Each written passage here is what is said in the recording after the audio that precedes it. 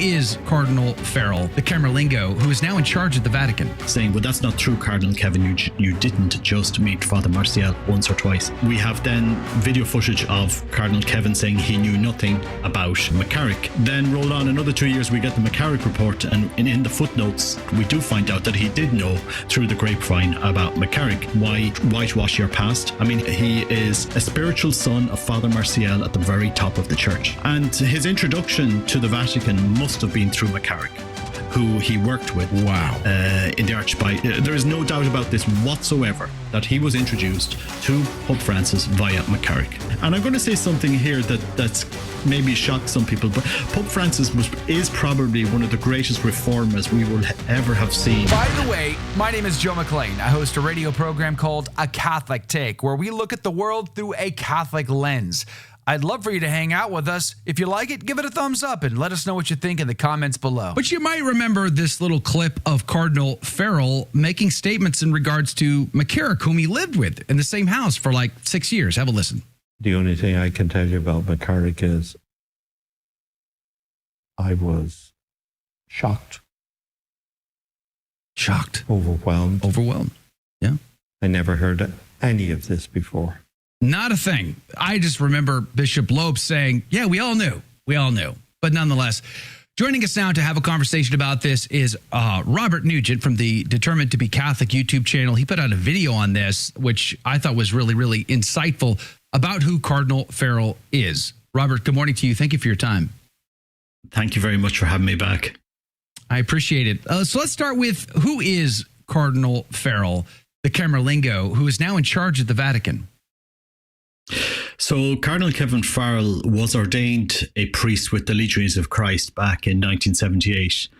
And back in 2016, he was nominated cardinal, and he made an interview in Irish media saying that he only met Father Martial once or twice. And I saw the conversations that his peers and people that knew him back in the day had, saying, well, that's not true, Cardinal Kevin. You didn't just meet Father Martial once or twice. And of course, we don't want to blacken him by association, but we just thought it was interesting, that remark that he made in Irish media. And then roll on 2 years later, while he was in Ireland with Pope Francis during the World Meeting of the Families, and Archbishop Vigano makes that famous 2018 statement about McCarrick. And we have then video footage of Cardinal Kevin saying he knew nothing about McCarrick. Then roll on another 2 years, we get the McCarrick report, and in the footnotes, and these are official footnotes in that report, we do find out that he did know through the grapevine about McCarrick. And knitting together all of these public statements that Cardinal Kevin made, I sent a dossier to the Vatican, and I have an official response from the nuncio saying it was sent to Cardinal Farrell at the time. Not just a letter, but I purchased some books that his peers had written about their time in the Legions of Christ, which reference Cardinal Kevin as well, so that we can understand that, look, his statements of 2016 in the Irish media just don't add up to how he his time in the Legions of Christ. And the question I have for the church at this pivotal moment in the church, as he is the Camerlengo, he is leading the administration of the church at this moment in this interregnum, is in the past we've asked questions: how did these men arrive to the top? How did Father Martial arrive to where he did? How did McCarrick arrive and other figures arrive? And we have a person here who has been very obscure with the truth on basic details of his past life. He did know Father Martial many, many times. He was ordained in the Legionaries of Christ. He says he left because of ideological differences, but why whitewash your past? And the same with McCarrick. I mean, he is a spiritual son of Father Martial at the very top of the church. He was formed under Father Martial. And that is, people need to know this, because he will go into the conclave, and maybe based on his decisions, we could have a pope that will be leading the church for the next, who knows, decade. And people need to know these characters. We should be able to scrutinize the CV of anybody entering that conclave. That's my assessment on this situation. I found it interesting when they named Cardinal Farrell as the Camerlengo, when Pope Francis named him as the Camerlengo. I think it kind of caught me off guard. I know he's an Irishman, born and raised, but he's been serving in the United States now for a very long time. So I kind of thought of him like an American, to be honest with you. And I just thought, can an American really rise to that level at the Vatican? Like, I just thought that was really, that kind of caught me off guard. And then as we started to learn more about the connections that you just made, his connections back to Maciel, his connections back to McCarrick, and then you're like, how is this? This is part of what I think has upset so many Catholics. I've gotten a wee bit in trouble this week because I have been very critical of Pope Francis in the light of his death, and I do pray for his soul, by the way, with my family.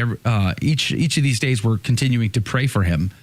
But nonetheless, the last 12 years was a time of great confusion, if not worse. And it's stories like this that I think are just upset us, and like, explain this. How does this happen that a guy with these kinds of connections gets to now run the Vatican? He is the top dog in the Catholic Church in the world today. That just doesn't make sense, does it, Robert? Yeah, I mean, the fact that he came from the United States is one thing, but you also have to understand he is fluent in Spanish. Because as Legionaries of Christ, we spoke fluent Spanish. And so all of his communications, his relations with the Holy Father were in Spanish. And his introduction to the Vatican must have been through McCarrick, who he worked with. Wow. In the Archbishop. There is no doubt about this whatsoever, that he was introduced to Pope Francis via McCarrick. And, you know, he has a lot of good qualities. I'm not saying that this man doesn't have a lot of good qualities, and his brother is also a bishop in the Vatican. They are two good men in many ways. But I suppose the legitimate question that I and others and his peers have all made, you have made statements that just don't reflect facts here, guys. You've made them on your associations with Father Maciel. You were his driver. People have spoken about it. The internal forums of ex-Legionaries of Christ spoke about this back in 2016. You were ordained to the Legionaries of Christ.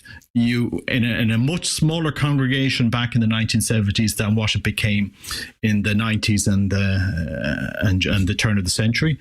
And you know, we need to be able to ask these legitimate questions and get the answers. So you know, I sent all of that research to the Vatican 5 years ago. I got a letter that was sent to Cardinal Farrell. I haven't received a reply, and maybe I don't need to get one, but the Church needs to be able to scrutinize these figures because they play such a pivotal role in the Church at this moment in time. Are we going to be left with another person that is driven by ideologies and confusion? But I suppose we all need to ask these simple questions. Gone are the days 50 years ago where we would just have accepted on face value the word of some of these people. We, with the scandals of the last 30, 40 years, should drive us to ask legitimate questions. You know, do you think it's possible? I think that. Do you think it's possible to get a pope coming out of this conclave that could give us a new day, a new dawn, a new opportunity to stop the season of protecting men in this category, to stop the season of the vagueness, the ambiguity, the constant turmoil, the constant conflict, the constant upheaval? Is it even possible? I'm asking the question. Yeah, it is.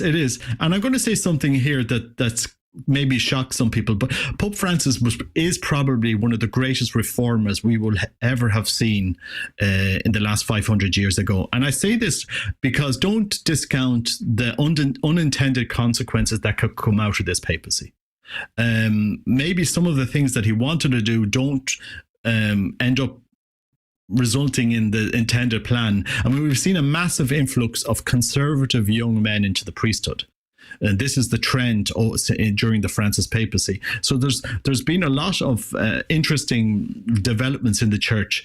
And I think God is going to use this in very unintended ways. And it'll take maybe a few decades for us to realize this. So in many ways, he did reform.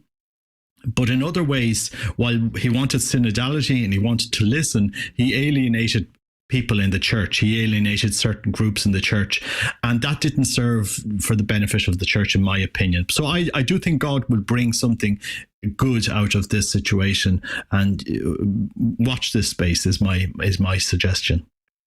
watch this space.